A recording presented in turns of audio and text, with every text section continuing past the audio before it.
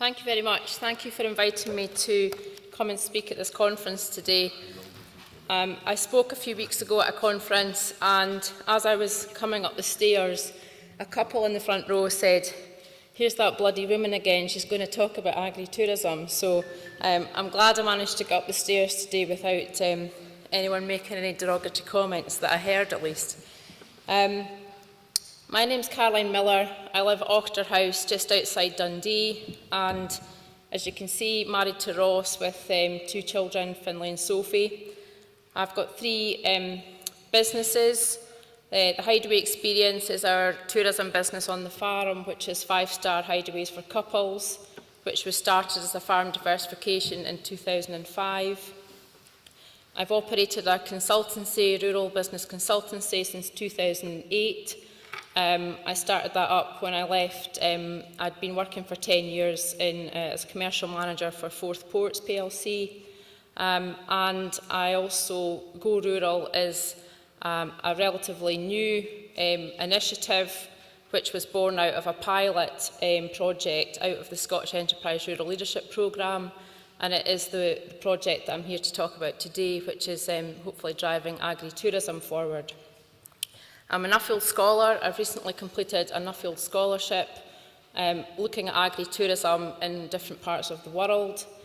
And we live in a beautiful part of Scotland, and I'm very keen on communicating and promoting our message on Twitter. So I notice there's some people here today who are tweeting, but if you'd like to follow us on Twitter and engage with us, then please do so.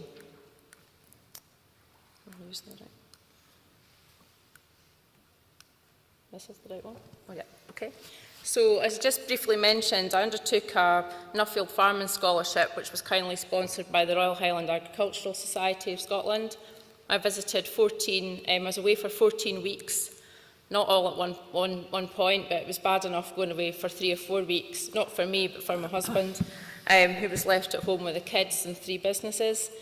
I visited Tuscany, Victoria, Tasmania, New Zealand, Canada, Belgium and France, as well as spent some time in England looking at the agri-tourism and farm diversification situation in England. It was a fantastic experience, and just the exposure to going to different parts of the world and seeing what people are doing, having all my preconceptions about how to run a tourism business and how to run a tourism economy challenged was amazing. So farm and estate diversification, this was the basis of my research, but I looked at farm and estate diversification focusing on food and drink, tourism and leisure. I think that there are several push factors which are driving us to look more closely at the assets that we have and how we can have more value from the assets that we've got. I think in particular in estates, I've worked with and have come across a lot of estates and farms where you're asset rich but you're relatively cash poor. How do you drive more cash out of your business, and how do you accommodate multiple generations from the same asset? There's a huge demand for all things rural. It's rising, the consumer demand, and I don't think we are meeting this demand at the moment.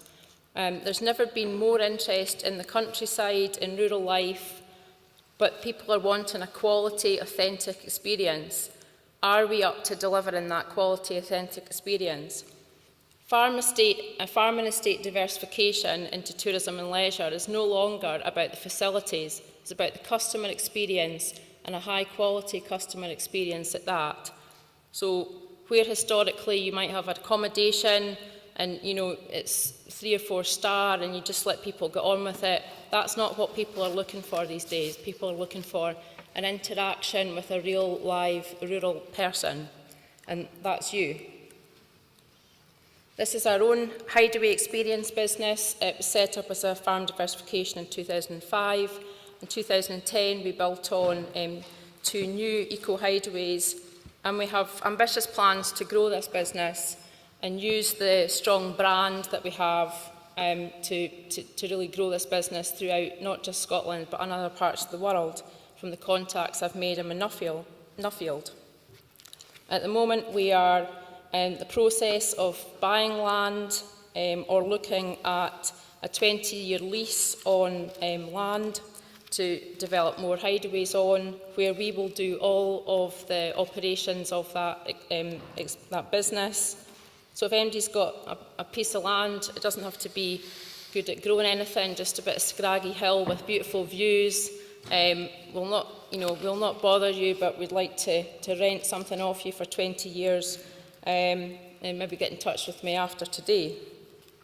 I think just on one point to do with this business, to make money in tourism and leisure, I don't think there's any easy way to make money. I think you have to do it well. There are people out there who are making good returns and good profits in tourism and leisure and in rural tourism and leisure, but you have to be at the top of your game. You know, we're making a really good return on the capital that we've invested in, but going out and about to other businesses, I don't think it's the same across the board. This is just an example of our small hideaway business. We only have 3 small units. They're separate from each other. They're completely private. But if you look at that in terms of the impact it makes on our farm business, they are separate businesses from the farm, but you know, we're using 0.6 of an acre in total. We're driving the same turnover as the farm and more profit than the farm. But it's the impact that our guests have on the local area. They're all 5-star guests. We have about 9 or 10 couples coming to stay every week. A lot of them flying up from London, they're coming by train. Most of them are going out in Dundee or in Angus for dinner, Fife. They're taking taxis, they are ordering massages, you name it. They're spending a lot of money in the local economy. We are a tiny business. This is on a very small scale, but this multiplied up throughout Scotland could have a huge impact. Tourism, farms and estates are intertwined. Many people have said that today already. 75% of Scotland's land base is agricultural land. Tourism needs us as landowners and people who look after land. If we didn't care for the land and the environment to keep it in the condition we do, we wouldn't have a tourism sector. Every postcard, every commercial, every YouTube clip that Visit Scotland used to promote Scotland and we used to promote Scotland abroad, it's 9 out of 10 times it's an estate or a farm that we're involved with. Tourism in Scotland is worth 10% of the gross domestic product of Scotland, and there's an ambitious plan to grow tourism spend. There's a 2020 strategy you might have heard of, which is wanting to add £1 billion per annum. But what could growth in agri-tourism contribute to this? So what is agri-tourism? It's fair to say that in Scotland, when I started talking about agri-tourism, a good number of years ago, but really ramped things up about 3 years ago, nobody understood what it was. Some people still don't understand what it is, but for me, fundamentally, it's linked to a working farm, croft or estate, where food production is taking place. There is direct contact with the farmer. It's integral to the experience. But that doesn't need to be the farmer.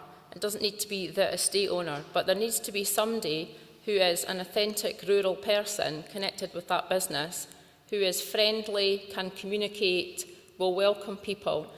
On one estate, I know it's the gamekeeper. And he just, his main job in life is not as a gamekeeper, it's to sort of talk to the tourists that come to stay on that estate.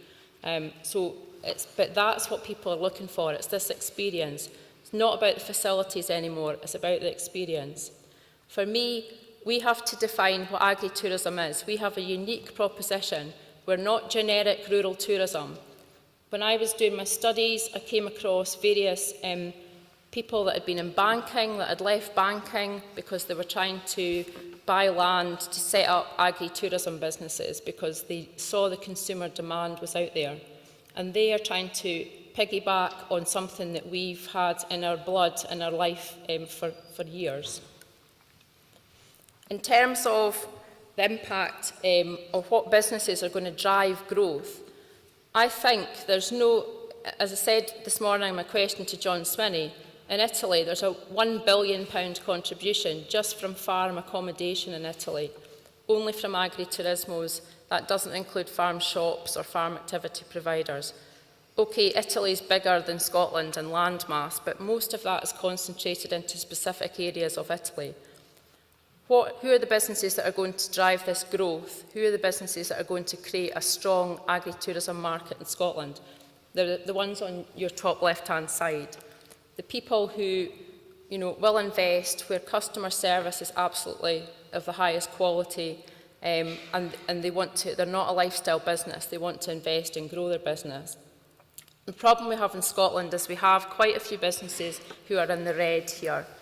They're probably in the red financially, but also they spoil it for everybody else.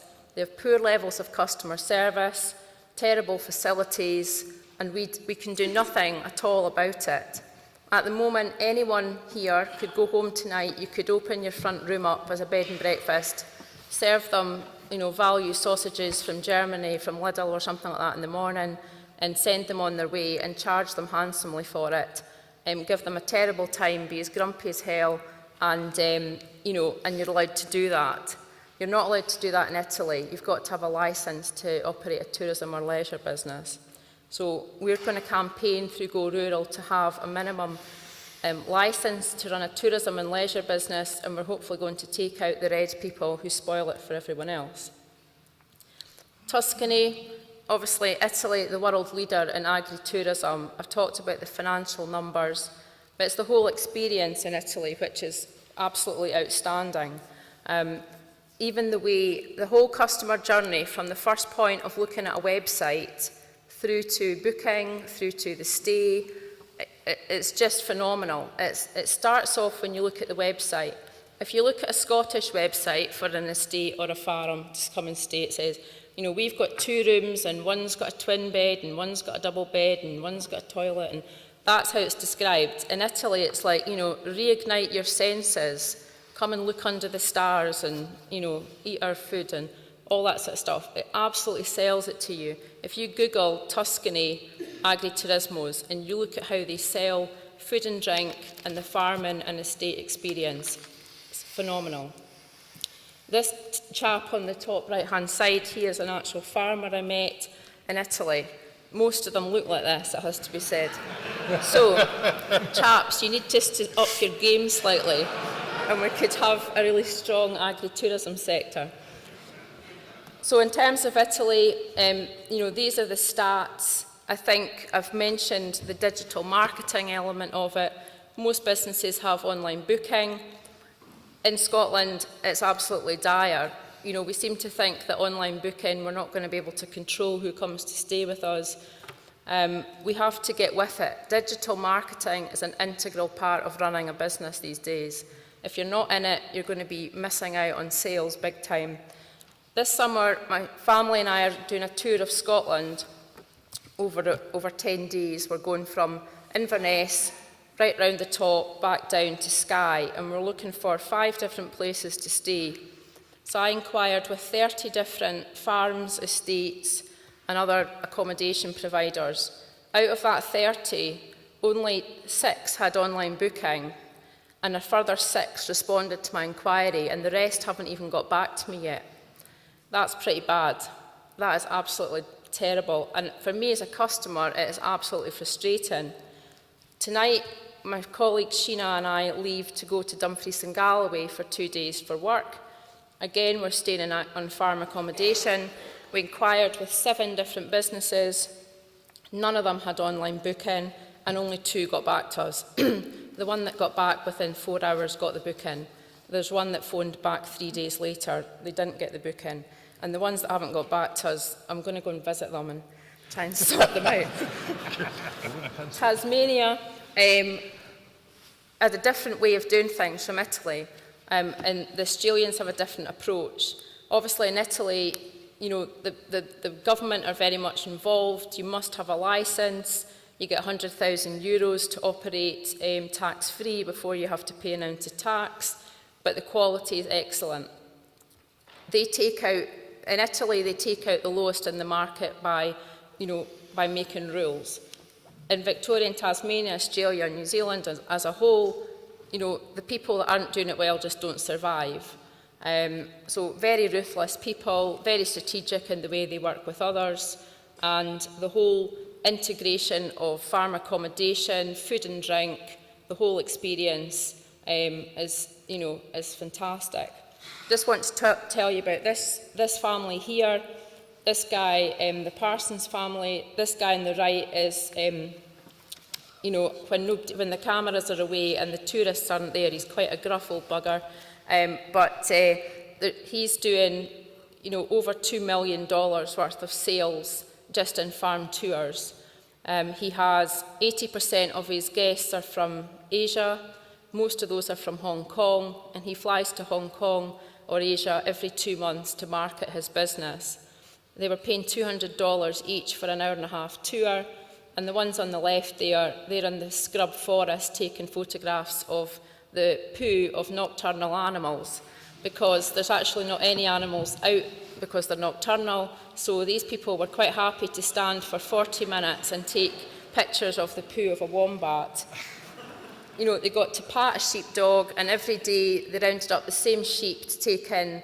It was like the sheep were going, oh God, it's the 10:30 tour coming in. So they got rounded up, and one of them got sheared.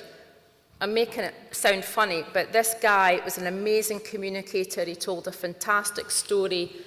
He'd learned 7 different languages in order to deliver that.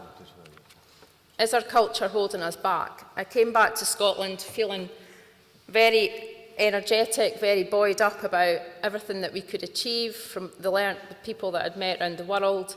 And this is kind of what I was faced with. It's always been, it'll never work here. Agritourism won't work, so we don't have sun, infinity pools, wine or hot men. That's what I was told by multiple people.